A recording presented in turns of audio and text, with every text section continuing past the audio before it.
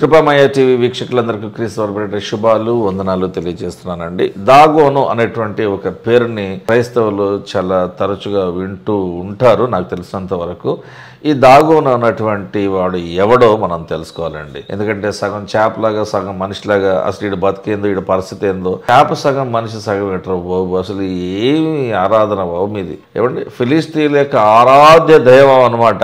చూద్దాం ఒకసారి. సమూయేలు మొదటి గ్రంథము 5వ అధ్యాయము 1-5 వచనాలు. ఫిలిష్తీయులు దేవుని సంగమును పట్టుకుని ఎబెనెజరు నుండి అష్డోదునకు తీసుకుని వచ్చి దాగోను గుడిలో దాగోను ఎదుట దేవుని మందసమును ఉంచారు.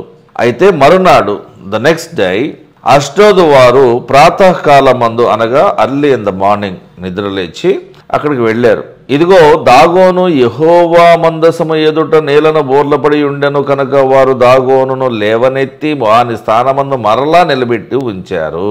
అంటే విగ్రహం పడిపోయింది, ఎలాగా బొక్క బోర్లా పడిపోయింది. దాగోను యొక్క తలయు 2 అరచేతులను తెగవేయబడి గడప దగ్గర పడి ఉండెను, వాని మొండెము మాత్రము వానికి మిగిలి ఉండెను. కాబట్టి దాగోను యాజకులేమి దాగోను గుడికి వచ్చు వారేమి నేటి వరకు ఎవరు కూడా అష్డోదు అనే ప్రాంతంలో దాగోను యొక్క గుడి గడపను తొక్కడం లేదు.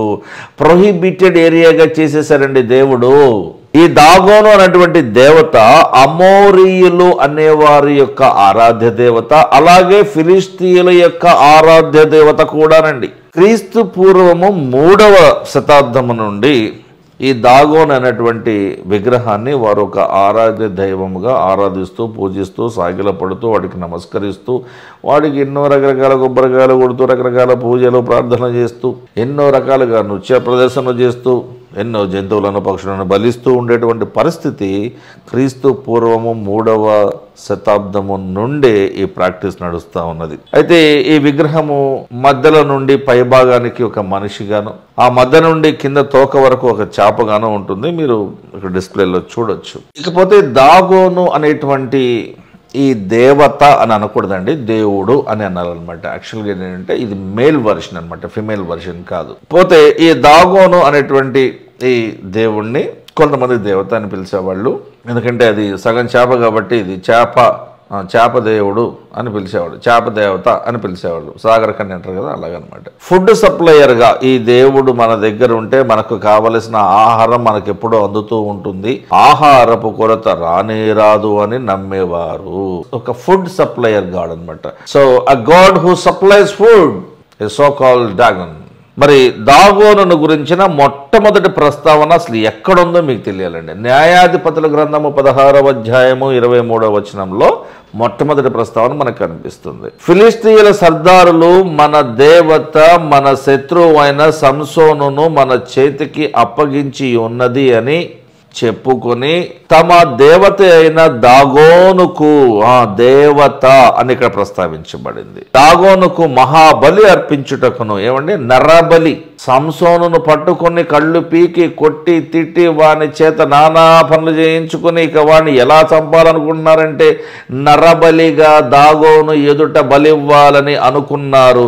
కాబట్టి మహాబలి అర్పించుటకును పండుగ ఆచరించుటకును కూడుకున్నారు. నరబలి ఇచ్చుట, దేవునికి ఒక నైవేద్యము సమర్పించుట, అర్పించుట అని వారు భావించారు. అది గొప్ప కార్యం భావించారు. ఆ కార్యంను ఒక పండుగ సెలబ్రేట్ చేసుకోవాలని కూడా ఫిలిష్తీయులు అప్పట్లో అనుకున్నారు. తర్వాత మరొక ప్రస్తావన దినవృత్తాంతముల మొదటి గ్రంథము 10వ అధ్యాయము 10వ వచనంలో వారు అతని ఆయుధములను అనగా ఇశ్రాయేలీల మొదటి రాజైన సౌలు యొక్క ఆయుధములను తమ దేవుని గుడిలో పెట్టి అతని తలను నరికి దాగోను గుడిలో తగిలించారు. ఎంత భయంకరలో తెలుసండి. ఏమంటే ఫిలిష్తీయులు అంటే ఎవరో తెలుసా?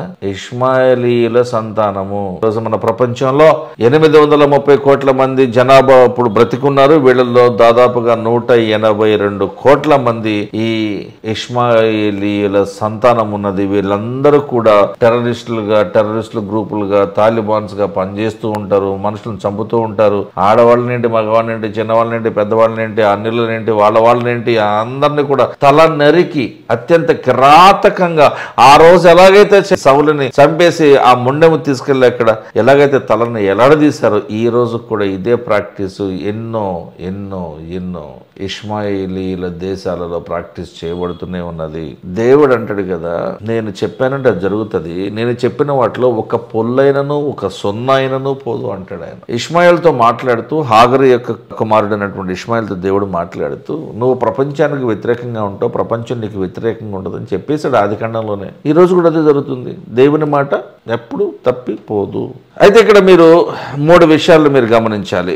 సమూయేలు మొదటి గ్రంథము 5వ అధ్యాయము 1 నుంచి 5వ వచనం వరకు ఇశ్రాయేలీల జీవము కలిగిన దేవుడు దాగోనును శిక్షించినట్టుగా మనం చదువుతాం. అంటే బోర్ల బొక్కలుగా పడిపోవడం, బొక్కబొర్లుగా పడిపోవడము, ఆ దేవుని మందసం ఎదుట పడిపోవడము, చేతులు కాళ్ళు తెగిపడి ఉండటము, మొండెము మాత్రము మిగిలి ఉండడం మీరు అక్కడ చూస్తారు. అంటే మనుషులు మాత్రమే కాదండి, దేవుళ్ళుగా దేవతలుగా చెల్లామణి అయినా అవుతున్నా కాబోతున్నటువంటి ప్రతి ఒక్క ప్రతిమ, ప్రతి ఒక్క విగ్రహము కూడా దేవుని ఎదుట మోకరిల్లవలసిందే, లెక్క చెప్పవలసిందే. ఇందులో ఎటువంటి మినహాయింపులు ఉండవు. No exception to any human being or any god or any goddess of Gentiles.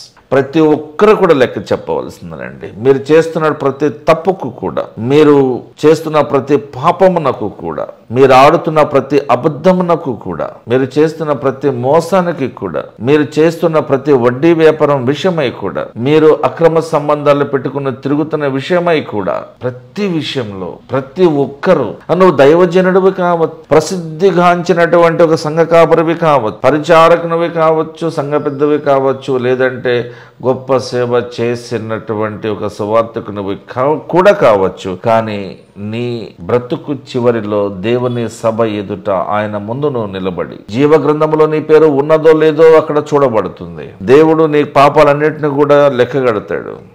ఇది మీకు శ్రమ. మీరు ఆ శ్రమలలోకి వెళ్ళొద్దు, ఆ నరకంలోకి వెళ్ళొద్దు. దేవుని ఎదుట మీరు మంచి బిడ్డల వల్లే, ఎటువంటి కళంకం లేనటువంటి బిడ్డల వరే మీరందరూ కూడా ఉండాలని నేను మా పరిచర్య ద్వారా మనవి చేస్తా ఉన్నాను. తప్పులు సరి చేసుకుందాం, తప్పులు దిద్దుకుందాం, అపరిశుద్ధతలో నుండి బయటకు వద్దాం, పరిశుద్ధతలోనికి ప్రవేశిద్దాం. దేవుని యొక్క ఆశీర్వాదం నాకు మనము బద్దులై ఉందాం. చిన్న ప్రార్థన కొరకే తలలో ఉంచుదాం. పరలోకమందున్న మా తండ్రి, మా ప్రార్థన ఆలకించండి ప్రభువా. మేము ఈ రోజున నీ మహిమలో బ్రతకటము, నీవు ఇచ్చే సమాధానంలో బ్రతకటము, ఒక క్రైస్తవునిగా క్రైస్తవ జీవితాన్ని మేము గడుపుతూ ఉండడము నీవు మాకు పెట్టిన భిక్షే ప్రభువా. ఇది మా గొప్పతనం వలనో, మా నీతి మంతత్వము వలననో, మా మంచితనము వలననో, లేకుంటే మేము న్యాయంగా బ్రతకటము వలననో, లంచగొండులుగా లేకుండట వలననో మాకు వచ్చినటువంటి గొప్ప అవకాశం అయితే కాదు దేవా. ఇది నీకు నచ్చి నీవు మమ్మలను ఇష్టపడి మమ్మలను బాగు చేసి మా ఆత్మలను నీ సన్నిధికి చేర్చుకొని మాకు అనుమతినిచ్చి నీవు మాకు ఈ క్రైస్తవ జీవితాన్ని ఇచ్చి ఉన్నావు ప్రభువా. ఎంతో మంది మాలో పనిచేస్తున్న వారు కూడా ఎంతో మంది అన్నిల కుటుంబాల నుంచి వచ్చిన వారు ఉన్నారు, క్రైస్తవ కుటుంబాల నుంచి వచ్చిన వారు ఉన్నారు, నామకార్థ క్రైస్తవులుగా బ్రతికి ఈ రోజున నిజమైన క్రైస్తవులుగా బ్రతుకుతున్న వారు కూడా ఉన్నారు. ఇంకా మారు మనసు పొందకుండా క్రైస్తవులుగా క్రైస్తవ పేర్లతో చలామణి అవుతూ ఉన్నవారు కూడా ఉన్నారు ప్రభువా. వీరందరిని ఆత్మలను రక్షించమని కోరుకుంటున్నాం ప్రభువా. వీరందరికీ కూడా మేము నిజమైన సువార్తను ప్రకటించి వీరందరి ఆత్మలను నీ పాద సన్నిధిని ఉంచుకున్న గొప్ప భాగ్యాన్ని మాకు ఇవ్వమని యేసుక్రీస్తు వారి పరిశుద్ధ నామంలో ప్రార్థించి వేడుకుంటున్నాం తండ్రి. ఆమేన్. Thank you.